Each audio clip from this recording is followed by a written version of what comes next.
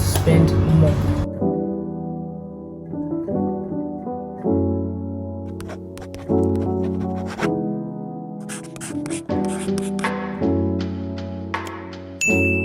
So immediately I came back from the beach, I proceeded to start packing because I did not want to wait until the last minute.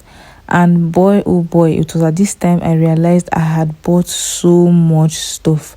All these things were stuff I wanted to restock for my business and new products I wanted to try. This was me just checking out the stuff I got from Ezekiel. And there were so many things that didn't fit into the boxes you can see. And so I decided to pack them neatly into this nylon I had. And so this was me trying to arrange them in such a way that, they wouldn't break or they would just sit well in the nylon bag. So I was just packing them and trying to lay them accordingly to see what fit and what didn't fit. It was at this time I realized that people who work in the packaging side of things, like work in packaging business or in packaging departments, are really trying. It is an art to be able to package stuff in such a way that they don't break or in such a way that they fit. But yeah, I was done packaging the stuff in the nylon bag and I decided to put it in the big Ghana must go, which is what we call this bag. And so I had to get this one because it was really, really strong. And I realized that this leather was not going to enter this Ghana must go. So I removed the carton and I put the leather first. Like I said, packing stuff into these bags is an art. So when I put that leather, the carton actually went in a bit more easier. And then instead of me to rest after putting this carton inside, I was like, what else can I put inside this carton? Like I was busy putting chin.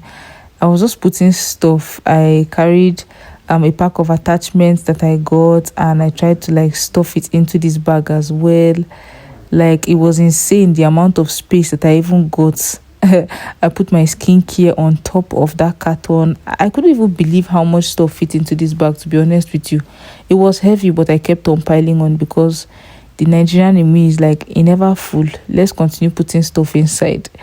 I was so proud of myself because afterwards I was able to zip up and the bag was full. And afterwards I was just happy to have packed up enough to be ready to move the next day. And I had the audacity to raise it up to see if it was heavy. Hi guys, good morning. So it is my last day in Lagos. In fact, my last few hours. And I'm just getting ready to go to the airport now. I'm going to take you guys along with me, even though I might not be talking, but it has been fun catching up with you guys on the vlogs. I don't believe anything really shocked me like that in Lagos except the downfall experience, because that was wild for real. But I hope you guys enjoyed watching, and I really hope that you guys subscribe, give this video a thumbs up, and if you like any of my other videos, you can check them out with any of the cards above. And I also share beauty videos, so you guys could check those out.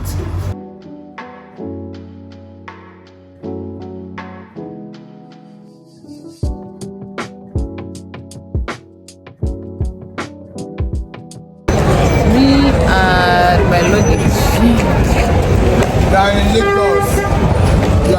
I think in this trip, I was doing best to work under pressure. Because tell me why they are supposed to be at the airport 2 hours before your flight, and 1 hour to my flight I was inside hold up. By the time I got here I was already panicking because why is there so much hold up today? And thankfully we passed the hold up and got into the airport around some few minutes to 10, and my flight was for 10:40. In fact, I got to the airport a minute to 10. Quickly grabbed the trolley and pushed my stuff inside. I met this man and he was kind enough to give me directions, and I proceeded to get my luggage checked because I just knew I had excess luggage and I had 5 kg excess. So they wrote the bill for me and I was supposed to go pay 5k, which I just went and did and came back. And thankfully I was on the bus that was going to move us onto the plane. And before you know it, we were already on our way to board on the aircraft. I think we got in about 10 minutes before takeoff, and this was me trying to find my seat. And guess what, guys? On my way back, I got the window seat. If you watched my vlog on my way going to Lagos, I was sitting in the middle, and this was me celebrating the fact that I was on board, ready to go, and I had the window seats. I was just so happy.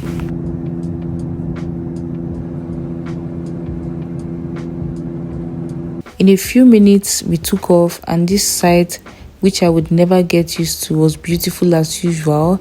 This was me just trying to enjoy my snack, which was juice and the cupcake.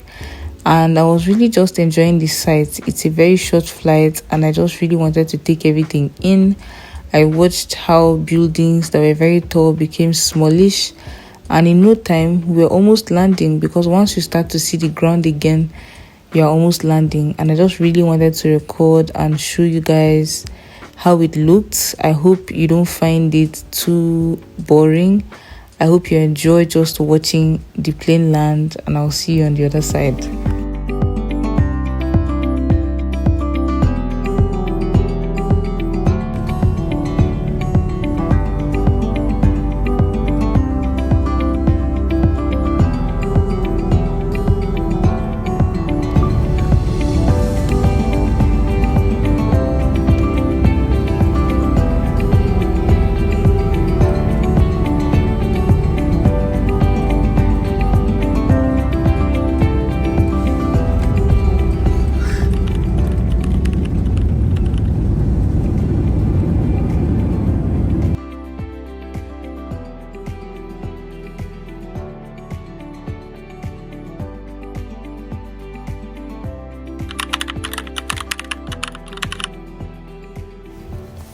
We finally arrived at Abuja, and they were offloading our luggage from the aircraft, and this was me on my way back to the airport. Like I said, in Abuja you have to walk to and from the aircraft because it's not so far from the planes, and this was our luggages being brought into the place where we waited, and I was just waiting for my huge Ghana must go. I got my Ghana must go, and I was really annoyed at the fact that I had to pay for trolleys. It wasn't just me, but everybody did. I mean, aren't trolleys supposed to be airport facilities? Because I don't get it. Anyway, they made us pay for this, and I was just really happy to see that they had put the fragile tag on my Ghana must go as I had asked, so that they won't press or manhandle my package. So this was me after I had left the airport in my cab going to the park, because I was still going to travel by road to Jos on this same day, which is why I booked an early flight to come back. I got to Jabi Park fairly early, but there were no passengers as much because it was afternoon. And imagine my shock when I found out that they were transporting this huge dog. Anyway, we later left. Our car had issues, and we arrived just really late. We arrived around past 8, and when I got home the day later, I decided to put together packages like this, which I told you guys I'll be selling. So distributor packages and personal packages, as well as scarves. If you would like to start selling beauty products, makeup products from different Nigerian brands, you can send me a DM, because you can start with as low as 50,000 and as high as you want. I'm just committed to getting people to get their own money, and if you're trying to buy them by yourself from each of these brands, you're going to spend more.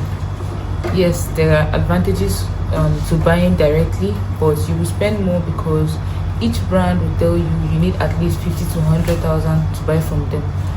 But the advantage of buying from me is that you get a mixture of everything for the price of 50,000. So you can get to pick certain stuff, and then you get good merchandise to begin with. So just send me a DM, let's talk, and I'll get you guys started. I'll also teach you how to sell your products. I'll just show you different ways that you can get to sell your stuff out.